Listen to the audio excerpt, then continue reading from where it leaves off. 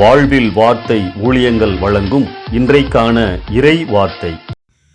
நம் ஆண்டவர் இயேசு கிறிஸ்துவின் இணையற்ற நாமத்தில் வாழ்த்துக்கள். இந்த நாளிலும் கர்த்தர் உங்களை ஆசீர்வதிப்பாராக. நம்முடைய ஆலய ஆராதனைகளில் திருவிருந்தில் பங்கு பெறுவதை நாம் முக்கியமாக கருதுகிறோம். மாதத்தின் முதல் நாள், முதல் வாரம், மூன்றாவது வாரம் மற்றும் விசேஷித்த நாட்களில் நாம் தவறாக திருவிருந்தில் பங்கு பெறுகிறோம். இந்த திருவிருந்தின் சாராம்சத்தை இன்றைக்கு தியானிக்கலாம். கர்த்தருடைய பந்தி அல்லது திருவிருந்து முதலாக நமது ஆண்டவர் மரணம் அடைவதற்கு முந்தின நாள் அனுசரிக்கப்பட்டது. அது பஸ்கா பண்டிகையின் திருவிருந்து. பஸ்காவை ஆசரிக்கும்படி கடவுள் யூதர்களுக்கு கட்டளையிட்டிருந்தார். 1 கொரிந்தியர் 5:7 நம்முடைய பஸ்காவாகிய கிறிஸ்து நமக்காக பலியிடப்பட்டிருக்கிறாரே என பவுல் எழுதுகிறார். எனவே கிறிஸ்தவர்களாகிய நாம் பஸ்காவுக்கு பதிலாக கர்த்தருடைய பந்தியை ஆசரிக்கின்றோம்.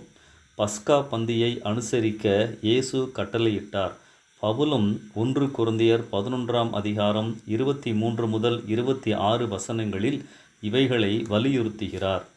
மத்தேயு, மார்க்கு, லூக்கா மற்றும் 1 கொரிந்தியர் ஆகிய 4 புஸ்தகங்களிலும் சொல்லப்பட்டவைகளை சேர்த்து இவ்வாறு கூறலாம். நீங்கள் வாங்கி புசியுங்கள், இது உங்களுக்கு கொடுக்கப்படுகிற என்னுடைய சரீரமாயிருக்கிறது. என்னை நினைவு கூறும்படி இதை செய்யுங்கள். இந்த பாத்திரம் பாவ மன்னிப்புண்டாகும்படி அநேகருக்காக சிந்தப்படுகிற புது உடன்படிக்கைக்குரிய என்னுடைய இரத்தமாயிருக்கிறது, அல்லது என் இரத்தத்தினால் ஆகிய புது உடன்படிக்கையாய் இருக்கிறது. நீங்கள் இதை பானம் பண்ணும் போதெல்லாம் என்னை நினைவு கூறும்படி இதை செய்யுங்கள். இயேசு கிறிஸ்து இங்கே புது உடன்படிக்கையாய் இருக்கிறது என கூறுகிறார்.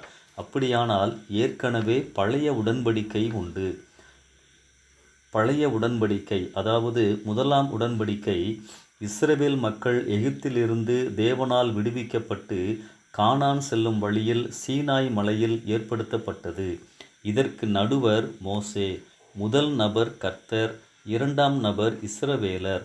யாத்ராகம் 20ஆம் அதிகாரம், உபாகமம் 28ஆம் அதிகாரத்திலே இந்த உடன்படிக்கையின் சாரத்தை காணலாம். கீழ்ப்படிந்தால் ஆசீர்வாதம், கீழ்ப்படியாமல் போனால் சாபம். இரண்டாம் உடன்படிக்கை அல்லது இயேசு குறிப்பிடும் புதிய உடன்படிக்கை கொல்கதா மலையில் ஏற்பட்டது. நடுவர் இயேசு கிறிஸ்து. முதல் நபர் கர்த்தர், இரண்டாம் நபர் உலக மக்கள். இந்த உடன்படிக்கை கர்த்தர் உலக மக்களோடு ஏற்படுத்திய நிபந்தனையற்ற உடன்படிக்கை ஆகும். இதனுடைய சாரம் கிருபை. விசுவாசத்தின் மூலமாக பெற்றுக்கொள்கிறோம். கர்த்தரையும் மக்களையும் இணைக்கும் பாலமாக மாறும்படி இயேசு சிலுவையில் பலியானார். புதிய உடன்படிக்கையில் இயேசு கிறிஸ்துவை விசுவாசிக்கும் போது கர்த்தருடைய பிள்ளையாக ஏற்றுக்கொள்ளப்படுகிறோம்.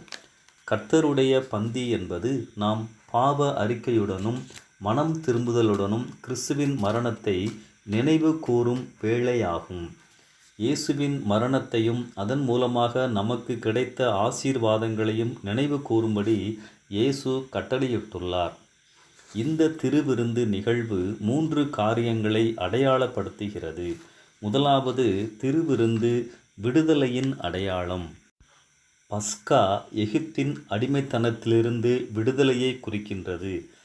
இந்த திருவிருந்து கிறிஸ்துவின் மூலமாக நமக்கு கிடைத்திருக்கும் பாவத்திலிருந்து விடுதலையை, மீட்பை குறிக்கின்றது.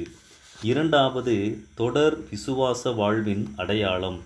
எகிப்தில் பயணம் செய்ய கானானை நோக்கி ஆயத்தப்படு. எகிப்தில் உட்காராதே. அவசரமாக கால தாமதமின்றி செய்யப்போவதை குறித்தது. யாத்ராகமம் 12:11 கச்சை கட்டிக்கொண்டு கால்களில் பாதரட்சை தொடுத்துக்கொண்டு கையில் தடியுடன் தீவிரமாய் புசிக்க கடவீர்கள். கர்த்தரின் பந்தியில் பங்கு பெறும்போது இனி பாவம் செய்யக்கூடாது, ஆண்டவருக்கு பிரியமாக வாழ வேண்டும் என்ற உணர்வுடன் இருக்க வேண்டும். இயேசுவை மறுபடியும் சிலுவையில் அறைய மாட்டேன். இந்த உணர்வினால் பலனடைகிறேன். என்னை நினைவு கூறும்படி இதை செய்யுங்கள் என்றார். மூன்றாவதாக, திருவிருந்து ஐக்கியத்தின் அடையாளம். இயேசுவோடு உள்ள ஐக்கியம் மற்ற விசுவாசிகளோடு ஐக்கியமாய் இருக்க நமக்கு உதவுகின்றது. கர்த்தருக்கு முன் அனைவரும் சமமே. கர்த்தர் நம் அனைவரையும் ஒரே விதமாகத்தான் பார்க்கிறார் என்பதை இந்த திருவிருந்திலே நாம் கற்றுக்கொள்கின்றோம். அன்பானவர்களே, இந்த அடையாளங்களை நினைவு கூர்ந்து கர்த்தருடைய பந்தியிலே பங்கு பெறுவோம். நம்மை பரிசோதித்து பார்க்கவும், இயேசுவின் பாடு மரணங்களை நினைவு கூறவும் இந்த திருவிருந்து நம்மை வழிநடத்துகின்றது. இந்த சிந்தனையோடு இந்த நாளை ஆரம்பிப்போம். கர்த்தர் உங்களை ஆசீர்வதிப்பாராக. ஆமென்.